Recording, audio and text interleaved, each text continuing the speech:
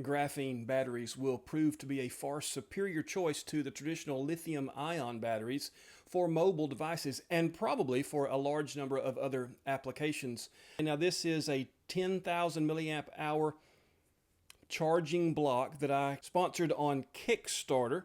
A charging block is one of the key elements to a mobile live streaming solution. If I'm doing a more robust setup, you know that I run a 25,000 milliamp hour with an actual AC plug built in so that I can plug in my Wi-Fi router. But when I'm trying to go a little bit lighter weight, and I know that I won't need to run that Wi-Fi router, taking along a charging block that will allow me to either recharge an iPad, an iPhone, or a camera is a great solution. A graphene battery, it comes together in a hexagon, honeycomb shaped type pattern, flat sheets that are flexible.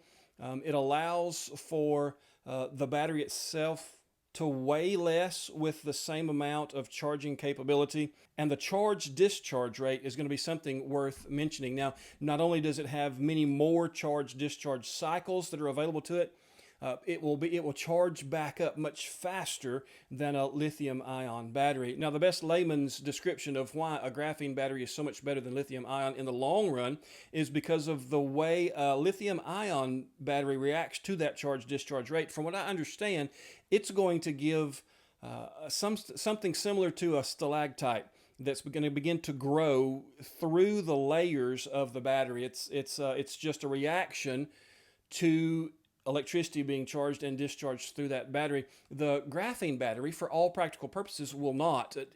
Technically, it does at a much, much slower rate. And so when the end of use or the end of life comes for a lithium-ion battery, because of those stalactite or stalagmite type growths inside that battery, you don't have that from a graphene battery. So a couple of other highlights about why a graphene battery is better than lithium-ion. The surface area is something that is greatly improved because of the honeycomb or hexagon shape, giving it a much greater surface area. All that surface area is going to boost the conductivity of the graphene battery without an elevated temperature. So you don't have the temperature spikes with a graphene battery that you do with a lithium-ion battery. You're also going to have longer lasting charges and faster charging times. Now, the great test that I ran that I've been showing on my posts here on the channel is going to show you that from 4.2% of this battery being charged all the way up to 100% took 25 minutes.